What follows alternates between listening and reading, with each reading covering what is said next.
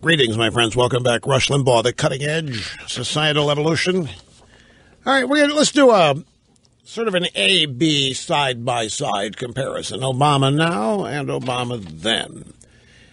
This is Obama this afternoon at the press conference where Major Garrett was just captured taking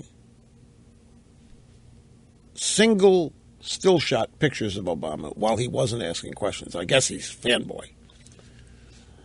Or maybe CBS cut back on cameramen to pay Colbert, and maybe another correspondents have to provide the pictures too. Who knows? Anyway, Obama's up there, and he got a question from an unidentified infobabe who said, did Sony make the right move in pulling the movie, or does that set a dangerous precedent, dear leader?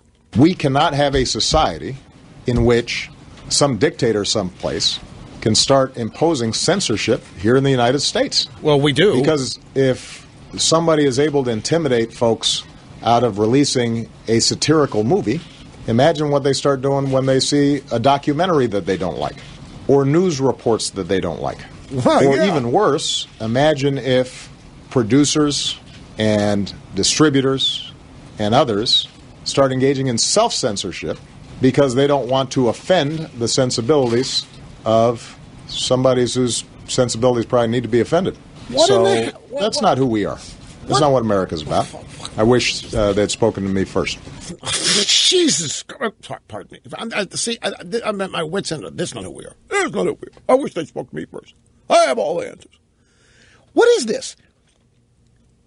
We can't engage in self-censorship because they don't want to offend the sensibilities of somebody's sensibilities that probably need to be offended?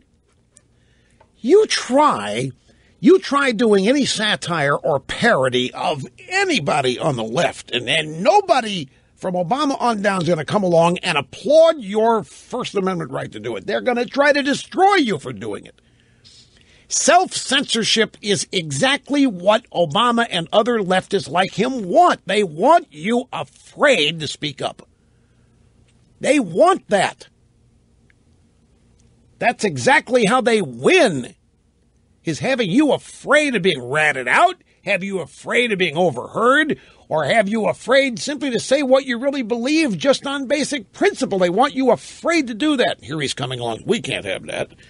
His party survives on that technique. But even if you heard this, we can't have this self-censorship. We can't allow people to do this. We can't not make movies just because it's going to offend somebody.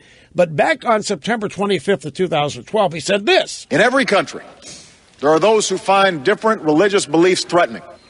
In every culture, those who love freedom for themselves must ask themselves how much they're willing to tolerate freedom for others. That is what we saw play out in the last 2 weeks. As a crude and disgusting video sparked outrage throughout the Muslim world. Now, I have made it clear that the United States government had nothing to do with this video, and I believe its message must be rejected by all who respect our common humanity. It is an insult not only to Muslims, but to America as well. Right, and they put the guy in jail. Where is the tolerance for this poor guy? Nobody even saw this guy's little video. You know, even back within the first 2 weeks of being immaculated, Obama held a meeting with the joint congressional leadership of the White House 2 weeks after being immaculated. And he told John Boehner, you can't keep listening to Rush Limbaugh. That's not how things get done. And that was reported, by the way. That's how I knew about it. But he openly said right to Boehner's face, and the other Republicans there too, you just can't listen to Limbaugh. That's not how things get done. You got to stop doing that. Was that trying to intimidate them? Censor me? Censor them? Not. And not long after that, Boehner came down here. He was fundraising trip, played golf, and he stopped by the orifice here. And we talked about that. And he looked at me and said, "Yeah, I can't figure out why he was doing that. I don't know why he said that. What's the point telling us to stop listening to you?" Which kind of took me aback. I said, well, Mr. Speaker, what he was hoping would happen is that just one of you Republicans, just one, all it would take is one, just one of you would leave the White House and go to the microphones they have set up out there in the driveway and agree with him.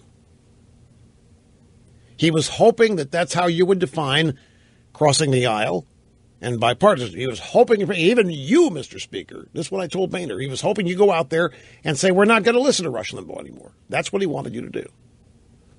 That's what he was hoping you would do.